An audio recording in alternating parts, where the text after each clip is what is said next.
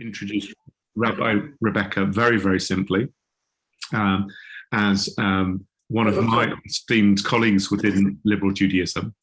Um, I have known her for many, many years as she came through at Liabeck College, just as I did. She has informed our movement with her thought and erudition, and has been just the most incredible leader of the Finchley Progressive Synagogue for many years now. I can see good nods, firm nods from members of the community, bringing innovation, but also a real sense of commitment to Judaism and to the local community as well. And this is really why Rebecca is here to speak with us this evening. Rebecca, thank you so much indeed. I'm going to mute myself, and if everybody else can do the same, if you're able to, otherwise we'll do it for you, and let her now introduce Nisreen. So good to see everyone, and really a pleasure to be here tonight for LJ at 120. I think these series of learning have been phenomenal, and I'm really pleased to be able to be here tonight, and really pleased to be able to bring my friend Nisreen. So our topic this evening is about, I tried to think about what it is that creates alacrity for us as Jews to reach out and to do and to make the world a better place, and to be looking after those that need opportunities that might otherwise not be available to them. So what we wanted to do tonight, Nisreen and I, is tell a little about the story of how Nisreen and I met and the work that Finchley Progressive got involved with in 2015, and the texts really that really are the lifeblood that pump out the empathy and commitment to Judaism that I think is very much part of the lifeblood of our synagogue, of what it means to be a Jew and to act as a Jew, to make decisions in the world and to push ourselves to make change. I can see that I have folk here from Finchley Progressive that have been really involved in such work. Now, because of the timing of Iftar and Ramadan, so Nisreen and her family came, and it was my first Iftar that I hosted in my house on Monday night, which was a joy to be able to do that. And I made Jewish roast chicken for their family for the Iftar on Monday night. But because of the timing, it means that Nisreen is fasting and needs to break her fast with her family at 8:05. So we thought we would jump in to talking and telling our story. And then I'd really like to share some texts that really motivate and provide a kavanah, spiritual direction for me and for our community in the work that we do. And I think, how could we not turn to what is happening in the world at the moment, turn to how the Archbishop of Canterbury has responded, how Priti Patel and Boris Johnson are defending the decision around Rwanda. And yesterday, a fantastic letter in The Guardian signed by colleagues on behalf of JCOR, and we'll talk all about that. But I feel I want to use Nisreen's time, and then she might come and join us with a plate on her lap after she's had her dates. So in 2015, the war in Syria became impossible to ignore. And I don't know if you remember, but there was an anniversary for Kindertransport, and a few of us met at the statue in Liverpool Street Station, and from there walked to the House of Commons. Really, it was the House of Lords where we were going to have a conversation. And there in the House of Lords, we met, amongst others, Lord Alf Dubs. And after everyone else had left, Lord Alf Dubs and I had a cup of coffee in the, I was going to call it a coffee shop, it's not really a coffee shop, in the House of Lords restaurant, and talked about what it was to be a refugee and why Jews, what was the difference for Jews to extend themselves in the way that others, as well as the Jewish community, had for Kindertransport all those years before. And it was really that day that I think our community and I felt this is a possibility for us to do something about it. At that time, David Cameron, Prime Minister, I'm going to do this really quickly to allow Nisreen to speak. David Cameron, Prime Minister, had said that he would roll out the VPRS, the Vulnerable Person Relocation Scheme, if local authorities agreed to them. And that was to allow 50 people, only 50 people, Our group of 50 have gone on to be more because of babies born here, but 50 people were allowed to be settled here in a UK borough, a local government, if they, not that they could travel on their own precariously, but they would be chosen and would be brought from refugee camps outside of Syria. And Nisreen will talk about her journey. And really a crowd in the synagogue. And I really want to pay tribute to Ofra Rosenwasser in our synagogue, Leslie Urbach, who's here, and many other, Peggy and Alison were super involved as well. And we decided we would have a go, and we would spend the summer of 2015 seeing if we could find properties, because we weren't allowed to use social housing in Barnet. Could we find private properties, private landlords? Could we find primary healthcare centres that would take on people? Could we find school places? We spent the summer, and really people worked very hard. We had a few folk from Finchley Reform Synagogue. We had several Christian organizations that we also worked with. Hendon School were incredibly proactive and indeed hosted the welcome lunch that Nisreen will talk about. And we prepared everything over the summer. And then in the early days of September, I don't know if you remember that photo that was issued on the front page of of all our papers of the Syrian child, Alan Kurdi, who had lost his life, who had drowned in the sea. And there was a photo of him on a beach in Turkey. And there was something about that child wearing clothes that we would dress our own children in here in the UK that changed. It just changed the mood of our country. And we were able to progress to hold an assembly in our synagogue on the night of Sukkot. Danny Friedland, from who was leading the World Union of Progressive Judaism, happened to visit. We had to tell him afterwards that wasn't a usual Sukkot service with 250 people crammed in and Sky TV, where we got to ask the leader of Barnet Council, Richard Cornelius, whether he would say yes to the Vulnerable Person Relocation Scheme being rolled out in Barnet. And we'd had a meeting with him in the summer where he'd really given us a sense that he wasn't going to say yes. But he stood up on the bima, and we had Rwandan dancers. We had all sorts of people who had settled in Barnet over the last 10 years. And it was a very moving occasion. And we played out that that Sukkot for us was a moment of sanctuary, of thinking of those who do not have homes. We did it all for Richard Cornelius, for Barnet Council. And eventually Richard Cornelius, we even had a Hanukkah to give him as a present if he said no, to say, we'll be back at the Hanukkah, and here is your present for Hanukkah. And we said, will you say yes? And he said to us, I will say yes because you have made it easy for me and almost impossible to say no. You have found the homes, you have found the school places, you have found the primary healthcare trust that will support new families coming in. And he said yes.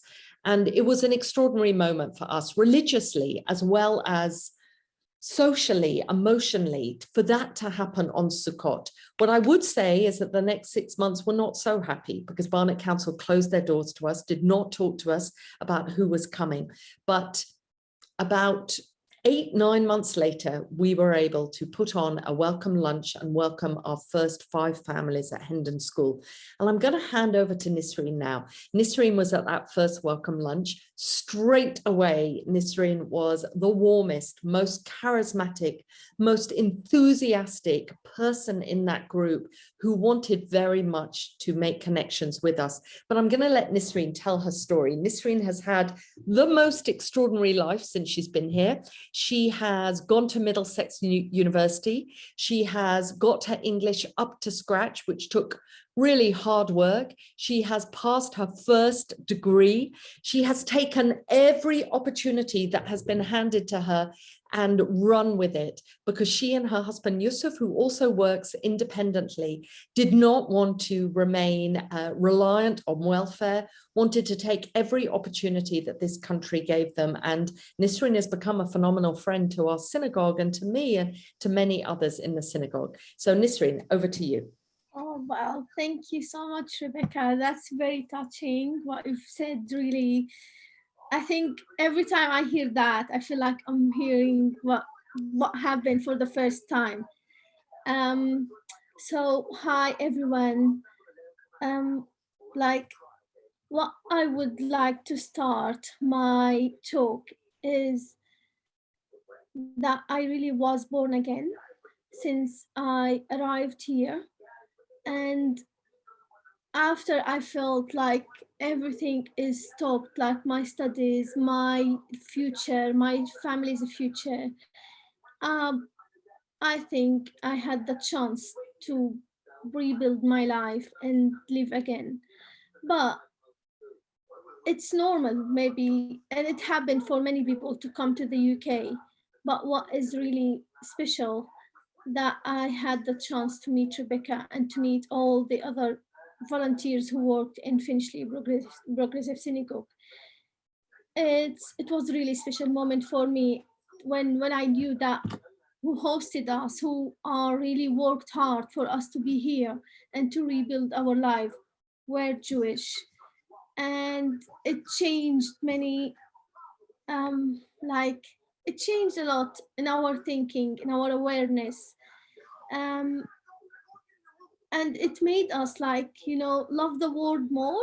And we, as personally, I started to think, okay, we can have a better world, a better like life for everyone, all religions and in different beliefs and different backgrounds. I said, well, what they did for us was just like a message, is just like a message from God to tell us to love each other and to be kind to each other. And well, and my life changed. Like, let me say, like I came here with 9%, 5% English. Like I would just make mistakes. I would tell you like he, she. But I was brave, at least. Like I was brave to try, and I was so determined to start my life again. But without the support and the help that was giving from Rebecca and all the volunteers that worked there, I would not be able to achieve anything. Um, Nisreen, I'm going to jump in and ask you a couple of questions like we agreed to help you draw things out. It was really interesting when you shared with me maybe 2 years after coming, maybe longer, about what you had been told to expect or told to think about these folk in a synagogue trying to do something. I think it would be really interesting to share that.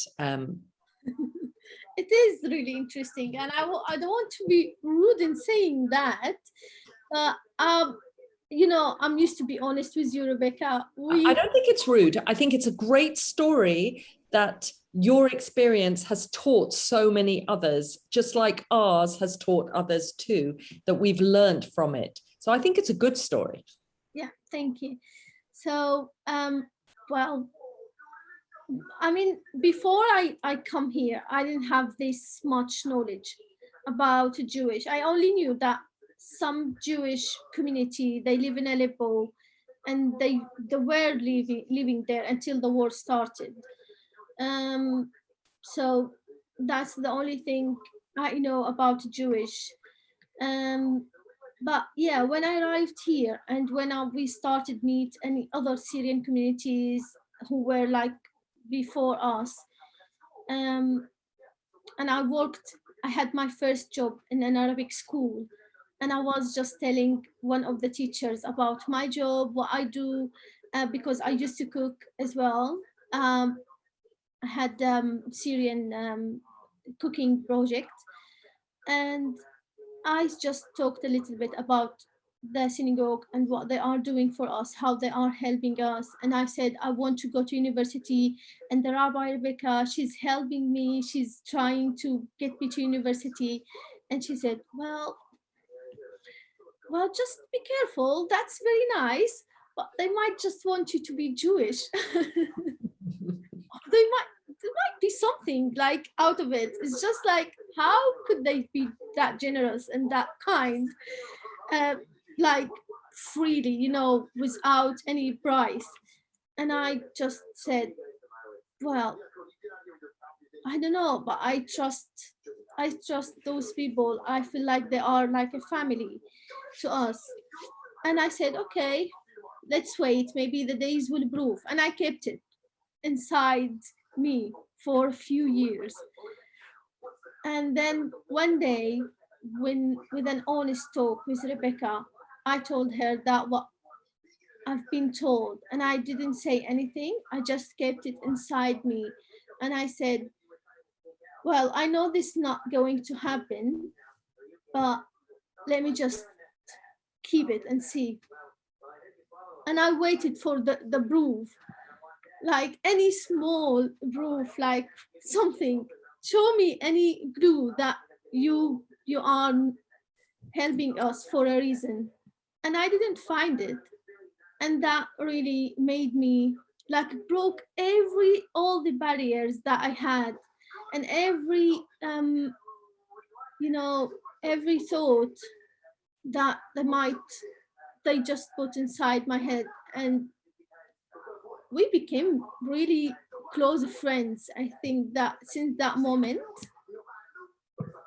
Yeah, even before that moment. But I think that honesty of the suspicion and concern, and the way that so many of us in our lives are programmed to have assumptions. I think that this unexpected bonus of what has happened with Finchley Progressive Synagogue being the hub of this settlement program for several years of these families that first came, whatever ideas they brought with them from Syria, whatever they'd been told as children, whatever concerns that they'd had or stories that they'd been told. I am really conscious that although this was not the aim of this collaboration, we've all learned so much about each other through it, and grown, have learned about each other's cultures and religion as well. Nisreen caters for bar and bat mitzvah parties in our synagogue now, as well as major events at Finchley Progressive Synagogue. Nisreen is really a part of synagogue life. Her and others will nip into the kitchen and make themselves tea. That is how relaxed they are in the synagogue. When the families arrived, it took a long time for us to work out what was the best way for us to support. English primarily, most definitely, and I might call on Leslie to say something. Leslie organized something called Coffee Club, which was every Friday morning, and Friday is a special day, obviously, for the Muslim families. Every Friday morning, we would gather together with kind of nice food and talk, and Ofra would do English classes, and we really created friendships through there. And I think what's interesting to me now, and I'm going to ask maybe Leslie if you want to say something, Nisreen if you want to say something about that, is that now as we are trying to do what we can for Afghani refugees who are stuck in these horrific bridging hotels, and the asks and the way that we're trying to negotiate with Barnet Council to help, actually Nisreen and some of the others are part of that, and we'll be there next Wednesday night when we have our Citizens Assembly in Barnet at Middlesex University. You'll be there, others will be there. That kind of critical sense of passing on, of having, which is exactly what we're doing. Aware that many of our ancestors had that benefit. So why wouldn't we want to share that? I don't know if you want to say anything else about that, Nisreen, about the experience of being in the synagogue, of becoming more used to English life, of just your experiences here. And then I thought maybe Leslie or Alison might want to add something. Yeah, I want to thank Leslie for setting up the coffee club. That was amazing for us. Like every 2 weeks, we would just keep the problems that we have, any issues that we are facing, and we would keep it as a note. And when we go to the coffee club, we speak about it and we try to sort it out. I think that was amazing chance for us to improve our life. And I said that like in front of some other people in different councils. And they were jealous. They wanted to do the same, actually. But I remember Paul and Atia, they wanted to do the same for their community. And yeah, that was amazing. And I remember just sitting there in the morning, having this coffee and like biscuits and sweets and just having conversations. Yeah, that gave me a sense of home. Like really, after we finished like this coffee club, I told them like I don't know how I'm gonna make it without it. It's just like I feel this was home, was really a place for me to feel welcomed, to feel really secure, like I have a community. I'm not alone here. And my children, they have like aunties, like grandmas. It's just like replacing everything we had in a different place and different part of the world. So it's just like replacing the family that we used to sit with, we used together with. So it was amazing. And it made us like, we feel, I remember my husband Tyre, he never washed plates in my home and he would wash plates there. Yeah, we did have lots of the men and the women in the kitchen. It's true. Yeah, they're really helpful. That's really nice. But yeah, it was really, really good experience for us, and it gave us this start. So from that time, I could feel confident. I started to solve my own problems. I started to feel like more open, and I knew a lot. I had lots of knowledge. I observed like everything that we of our conversation and the experience, and I learned from other families' issues and problems who were when they shared it with everyone. So it was a chance. It was a great chance for us, and I think that what made Nisreen now, that what made me like able to be independent now. So thank you so much. So let me hand it to Leslie now. Yeah, it'd be lovely if Leslie wanted to say something, but also because of the timing, whether anyone wanted to ask Nisreen any questions, because when she goes off to break her fast, she might come back, but she might be eating, and so it might not be so easy for her to answer questions. So feel free. So Leslie or Alison, I don't know if you're going to unmute yourselves, say anything about this journey. I have something I really want to say about Jewish involvement, but I'm going to say that later. So Leslie or Alison, you want to? Great, Leslie. I think one of the greatest things was it wasn't just Finchley Progressive, and we had a whole team of people, not only from mainly Finchley Reform Synagogue, from the Quaker community, from the Christian community, and people who didn't belong to anything at all, who were really actively involved as volunteers in the coffee club. When we first started, people donated loads of clothes for adults and babies, and that was really great at the start, a lot of work. And it was a fantastic project to be involved with. We got eventually we got funding. We had funding to pay for a creche worker, so the children, as a family room at Finchley Progressive, and this woman, it was fantastic with children, and that was so they had a great fun.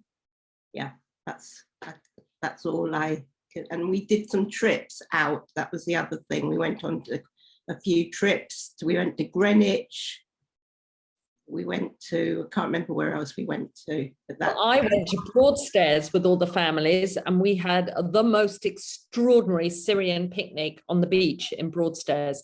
So, which I think was the envy of everyone else on the beach. So yeah, we did do great trips.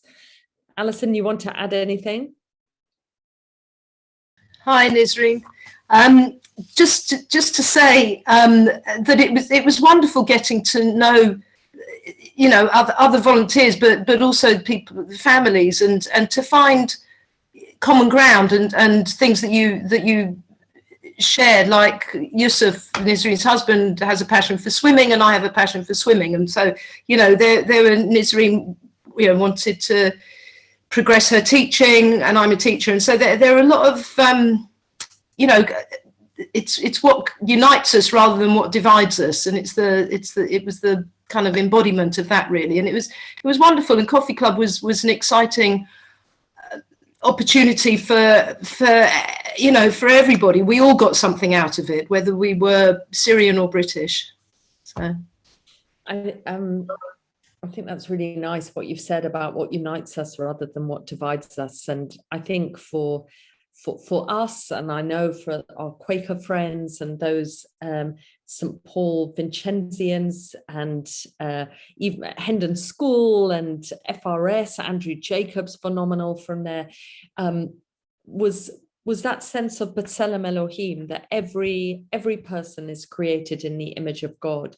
And these two ideas that we have always as Jews, which is to love your neighbor, and an understanding of what that might mean, of how far neighbor goes, but the idea that every individual is born in the image of God, and therefore there's an equality in how we respond to every individual. There's a lovely argument. Rabbi Arthur Green, a great writer, says that he's always caught up with this argument, which is more compelling, to love your neighbor as yourself, which is what Hillel said, or Ben Azai said. Actually, it's about understanding that every individual is born in the image of God, which is the one that's more important. Now, I'm sure we'd all say that both are, but I think that experience of working with others who just by, you know, the grace of fate of God were born in another part of the world with hardships or less opportunities or the need to flee. And I've brought some texts that really have affected me, but I think that was our experience, that there was this sense of what we all shared. Does anyone want to ask Nisreen anything before we move to the second half of our time together today? Feel free to unmute yourself. Maureen, have you unmuted yourself? Yes.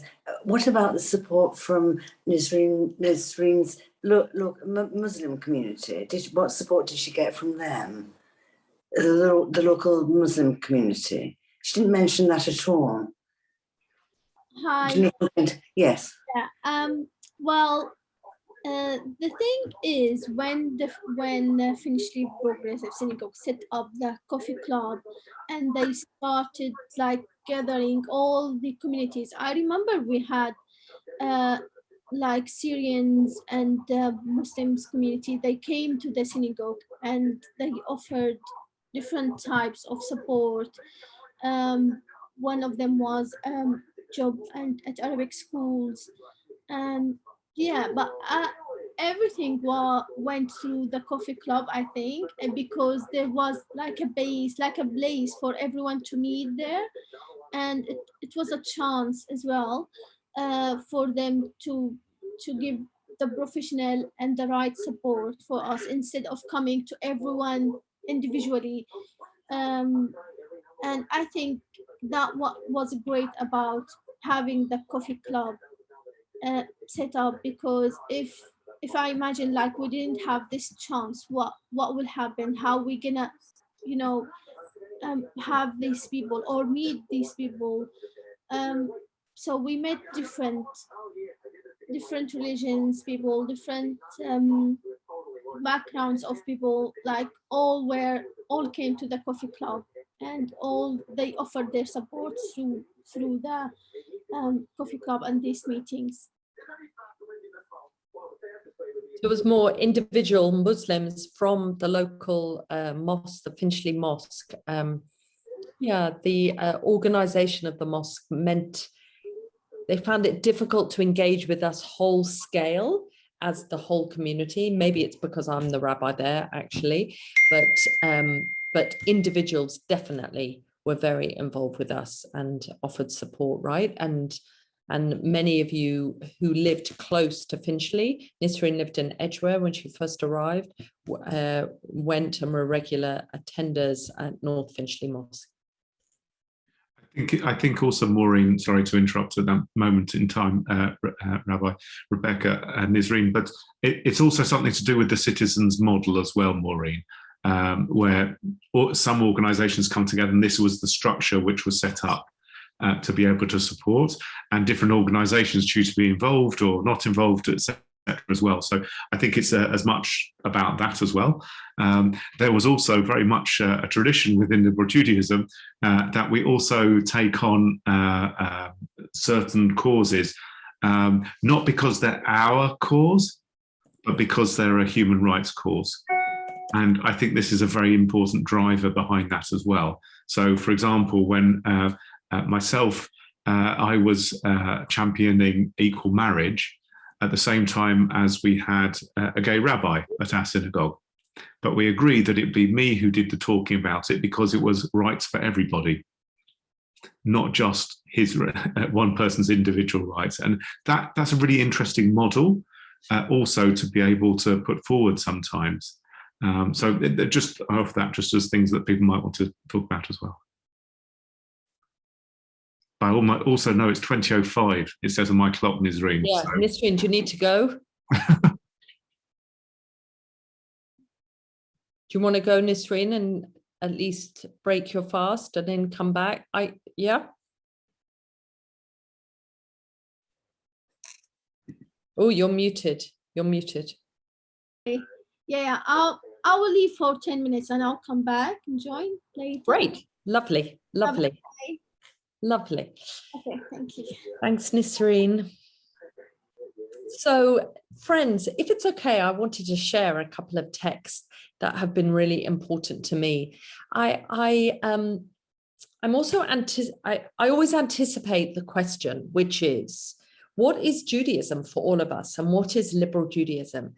And does liberal Judaism mean a concern for other people, not at the expense of ourselves, but can you be an active part of the liberal community if you're just involved with this as opposed to anything religious? And I always think of John Rayner and John Rayner's fantastic commitment, Rabbi John Rayner, Zichrono Livracha, his commitment to universality in prayer as well as in practice.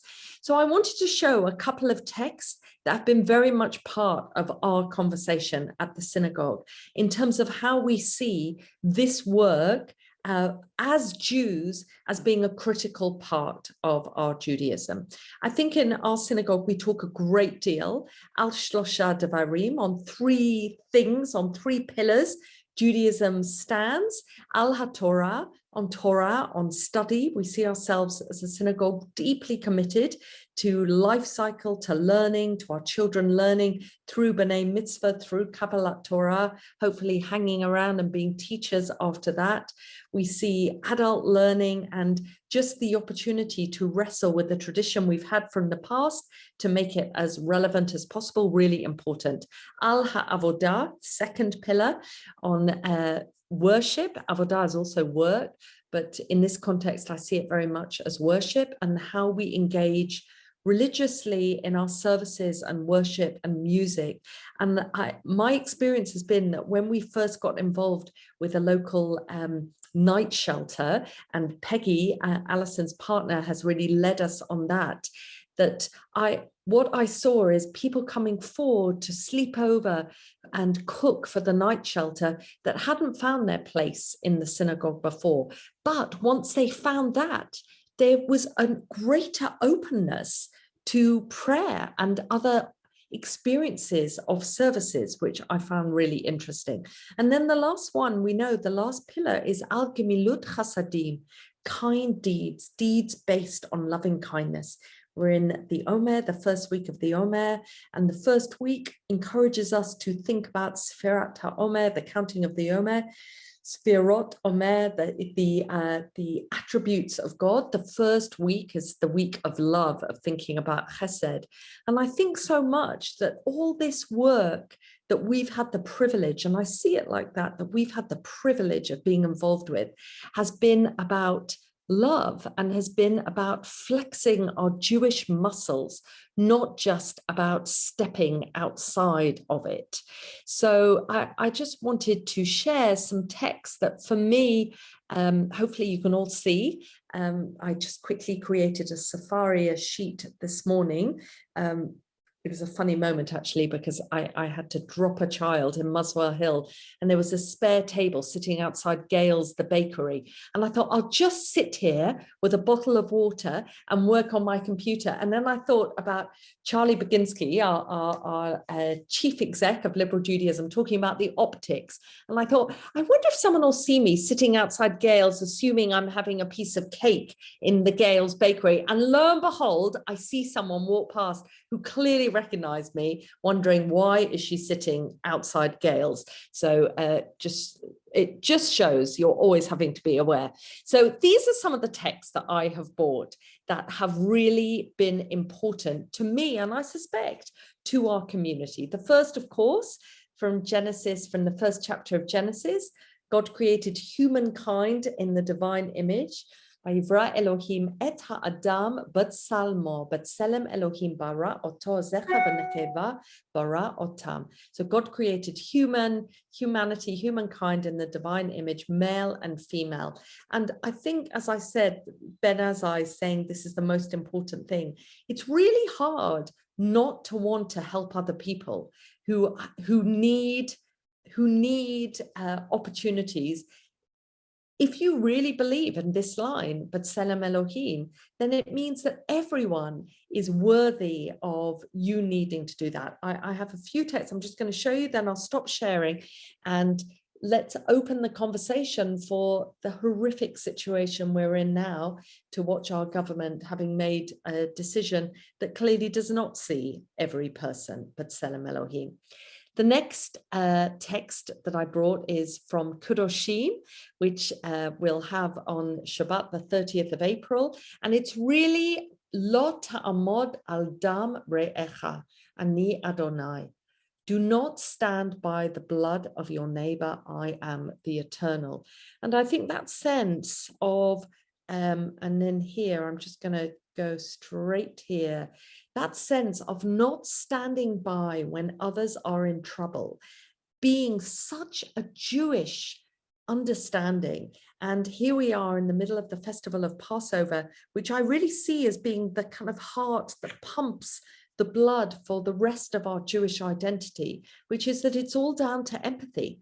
If our main story is that we came out of Egypt, that we knew what it was like to be strangers, then this line in Deuteronomy in Kitetse, Lo tuchal lehit alem, do not hide yourself, Rashi says, don't hide yourself away pretending not to see it, but or literally do not be indifferent, do not ignore. And I would say that we in our borough, the alliance that we're in with our local other progressive synagogue, Finchley Reform, of the Somali Bravanese Association, Hendon School, that there are many organizations that we concur that actually it is all about not turning away when people are in trouble. And this lovely line from Pirkei de Rabbi Eliezer, a midrash, God formed Adam out of dust from all over the world, yellow clay, white sand, black loam, red soil. Therefore, no one can declare to any people that they do not belong here, since this soil is not their home. So I thought, I have more, but we're going to run out of time, and I can share these with those who turned up tonight. Maybe Tom and Aaron will know who you are, but I think it'll be really interesting to hear your thoughts on how we how we respond, to the situation in our country right now, of how much social justice and social action is part of our Jewish life. So feel free to unmute yourselves and jump in, and Nisreen might come back to join us for the last bit after she's broken her fast, but I'd love to hear from any of you. So firstly, thank you so much for everything that you presented. And if you send me a link to the text, then I'm sure we can distribute it, which is wonderful. Thank you, including one of my favorite Torah verses as well. Lo tuchal hitalem. So many different applications for it. But please do contribute your own thoughts as well at this moment in time. If you saw me typing at one moment in time, it was only because one of the Ukrainians that we're sponsoring was just contacting me at that moment in time, just to say he'd received a letter with his visa, etc. So yeah, but so please do. It's not an example. I don't know what is. Yeah, so please do your questions or thoughts as well, please.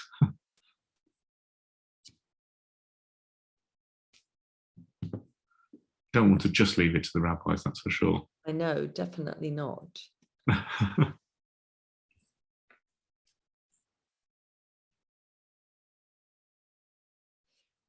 If you don't want to jump in, but maybe you're being coy and shy and holding back, so we'll give you another couple of minutes. Otherwise, we can do a little bit more study together and hear your responses to texts. But Fiona, thank you. Could you say some more about the alliance of all the different faith communities? Because I'm just wondering what the in is, how you can tap into this sort of network. Yeah, it's really interesting. We joined Citizens UK, which is a social justice community organisation across the UK. And within Barnet, there was already a chapter, as it were, the Borough of Barnet.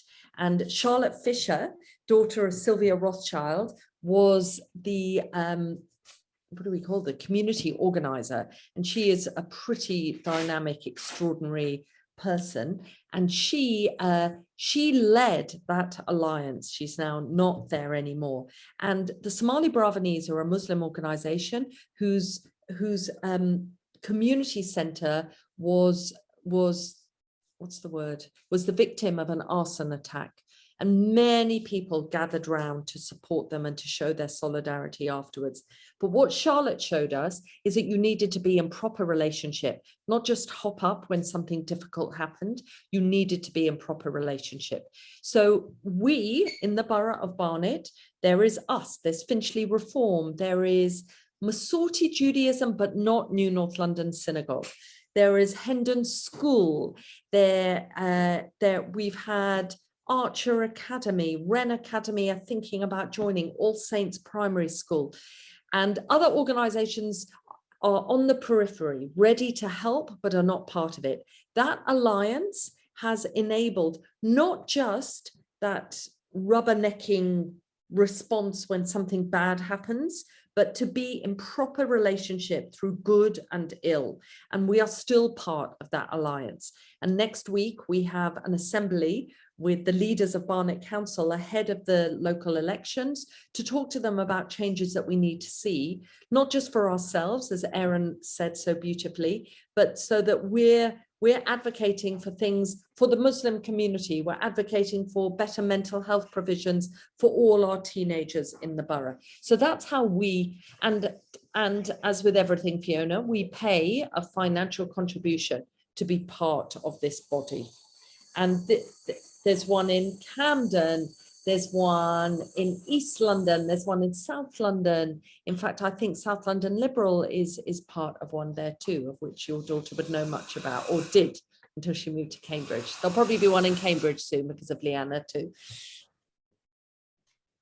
Yeah, we do have a Redbridge Citizens. That's but what yes, it was quite a substantial financial involvement from what I remember when making inquiries at the time that I went to the hustings there. Yeah. it's also just to say as well that it doesn't work everywhere. We struggled to get one going in our local area as a systems group, and even when that doesn't work, it doesn't mean that the kind of the principles of citizens doesn't work even without their involvement. Absolutely, I would agree with that 100%. Yeah, so the networks you can create locally are so important. But let's go over to the Greenfields, shall we? Who've got their hands up? It's just an observation, really, about how much easier, or maybe easier is not quite the right word, but how much easier it would have been for the Kindertransportees when they came, had LJ been able to provide similar facilities then as they can today. Mm-hmm. Yeah, although Kindertransport did pretty well, didn't they? And actually, you know, thinking of Aaron receiving that text just now, this is the first time since the Second World War that people have been able to open their homes and to offer refuge, because we weren't able to do that for the Syrians or for the Afghanis. Both of them were only allowed their own homes with their own front doors, which made things much more challenging. But yeah, maybe community organizing would have helped the settling in better. I think it's also worth remembering that you know, there was a limited number allowed in, just as Rebecca and Nisrin have reported. There was a limited number of Syrians allowed into, or people into each borough, and it doesn't mean that we can't keep advocating for and working all the channels and routes to be able to help and support people to come into this country and to seek refuge, which is illegal, even though other people might say illegal activity. So I don't know if anybody wanted, I know Rabbi Rebecca introduced the topic of the government scheme for certain groups of people, not all groups of people, but certain groups of people to be processed in Rwanda. And I don't know if anybody wanted to comment on that or thoughts on that.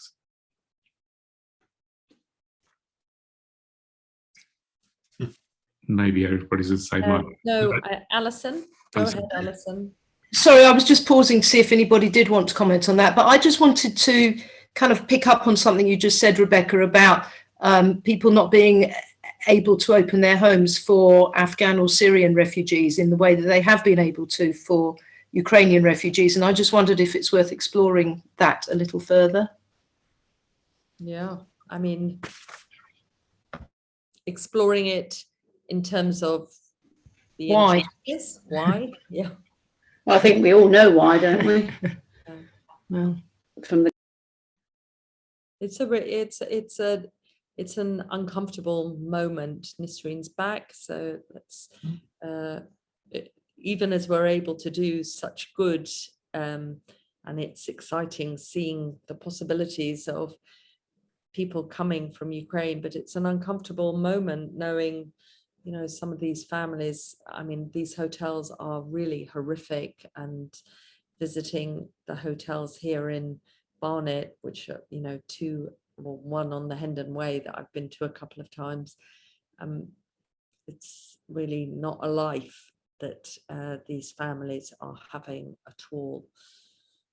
So yeah, depends. I mean, if discussing is sharing, yeah, I'm open to hearing other people's views on it. Nisrin, we're just turning now to the situation that we're in now and looking at the tiered system that's being proposed by the government, of many being sent to Rwanda, and how many of us, and particularly religious people, have spoken out, Christian ministers, of it being inhumane and possibly ineffective.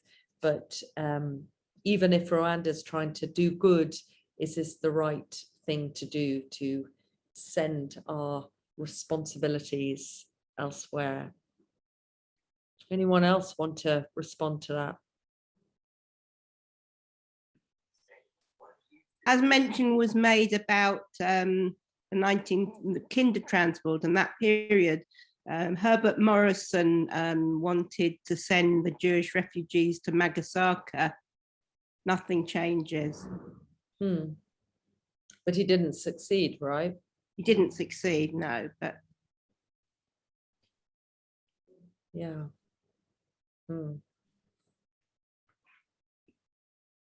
What does everyone feel about the situation we're in now, about the capacity to change minds? In one of my tweets on Sunday, I tweeted one of your members at the ARC, Danny Finkelstein, to say, oh, might the Times be up for a letter or a response? It almost felt like the BBC was saying, Priti Patel saying, well, give me a good scheme and we'll do it. So could clever minds get together and offer something else? But I think at the moment, the government doesn't seem to be concerned with the ethical mores of the choice. But I'm interested to hear any of your thoughts. So I think Nisreen wanted to say something, and Nisreen might want to say also, relating to that, that there was a safe passage for you to come here. Yeah, well, the whole idea is scary. Like when you think like you decided to go somewhere, like, and they send you somewhere else. Well, all places except your home country is foreign. That's what I think. But going to a place where you can really make a good life, it's just a chance. It's just like you can really think, yeah, it's worth it. I'm away, I'm far from my home, I can't see my family, but I'm having a good life. There's something there, like I'm having I'm expecting a good future for my children. But I don't know how the situation will be in Rwanda. And when it comes that it's not people's choices, they don't choose to do that. It's just like horrific, you know. When I think about it, like, oh my goodness, I can't imagine that to myself, though I can't imagine it to other people. Yeah, when I quite accept, like I do always say about myself, I'm adaptable. I do adapt to any environment I go, and I try to engage as much as I can, but not in Rwanda. Yeah, I wonder, Nisreen, what responsibility do you feel to have been a family that did get that safe passage, where your boys are now, you know, refusing to talk Arabic back to their parents? They're so fluent in English.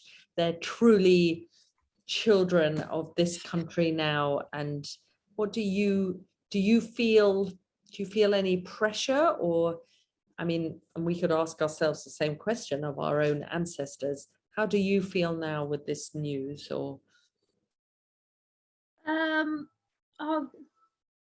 hopefully I did understand your question right, Rebecca. Well, in terms of responsibility, do you mean like my culture, my Arabic? That what I mean? Like, no, a sense of, we got in, what do we have to do now? Mm-hmm. Do we have to do anything for others to help others? Or actually, is that not fair to assume that you're just trying to make a life for yourself here, and there's no reason why you should be doing any more for refugees than anyone else? And so maybe it's easier to ask this question. When have people stopped referring to you as someone who came as a refugee? When do you think that stops? I always identify myself as a refugee, and I think I don't want this to change. I will tell you why. Because I want to give this message that although that I came to this country as a refugee who asylum, a new home, a safe place to live. But when I say I'm a refugee, I feel proud of myself as well. Like, I came here with very little English, with like small potentials and possibilities to improve. And I took all the chances that I had from this country. And now I say I'm a refugee because I feel like I'm giving back. I started just working here and I'm trying my best to raise my kids in loyalty, to give back to this country, to give back to the people that they already offered them help and they give them help and support. And you know, Rebecca, I even feel loyal to my children's school. I don't know why, but I feel that I have this sense of feeling like, oh my God, I have to give them something. I have to say thank you in my way. I don't know how. I was volunteering there for a few months and I said maybe that would be enough. I tried to get work there. It didn't work really. But yeah, I think keeping this like beside me, like as I when I identify myself as Nisreen, who's refugee, maybe I will be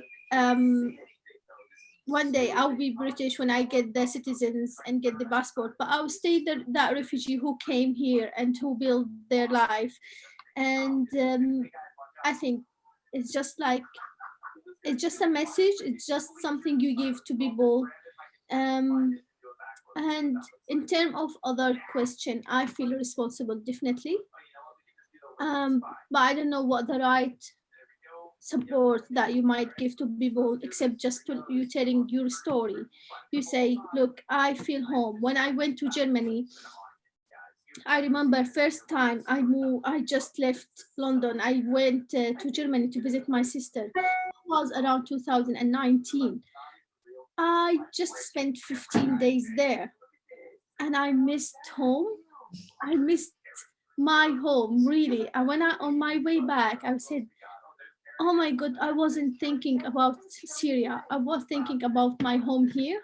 I was really missing my home, my couch, my couch, my everything, you know, here that belongs to me. And I felt really, I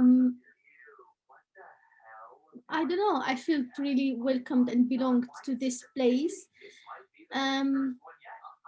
So I think telling the stories, this is the great way to just transfer experience and tell people that, look, we did that, that worked, that didn't work maybe, and you can do this.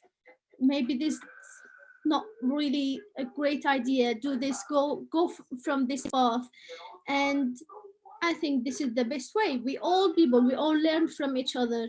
And this is how communities and civilizations, hopefully I spelled it right, civilizations. You said it right. Yeah, improve and like, you know, they go better. So I think this is the best way, but I'm always open to help in different way, in different types. You know me, Rebecca, now. I do. So I think, let me just thank, it's an incredible way to conclude this evening. Nisreen, those words and those thoughts are just the perfect way for us to conclude this session. A session so wonderfully curated by Rabbi Rebecca. And I'm so glad that we were able to have this opportunity to meet with you and to meet in such a way. I hope that we'll be able to learn from you more in the future. I dare say that Rabbi Rebecca and you may be a wonderful double act going forward into the future. More just as wonderful people and to inspire so many other people as well to be able to approach life in the positive way that you do, and also to be able to organize as communities to be able to move forward. Thank you so much, Rabbi Rebecca. Thank you so much, Nisreen, and thank you everybody for being here. We'll be putting this as a recording so that you'll be able to send this to other people if you wish to. Rebecca shared with us the Safaria sheets as well, which maybe we might want to have a look at as well. You can click on it right now. Nisreen's reading the chat because such nice things about you, Nisreen. Make sure you read the chat. We'll leave we'll certainly leave these open and leave you to read it for a few moments for sure. But we like to conclude these sessions relatively on time, and also to say to you that this concludes our session on liberal Jewish practice. We start our sessions, our programme on liberal Jewish thought on May the 11th. We've got some fantastic sessions for people to think about and to vote on theology, on prayer, on our approach to ritual as well.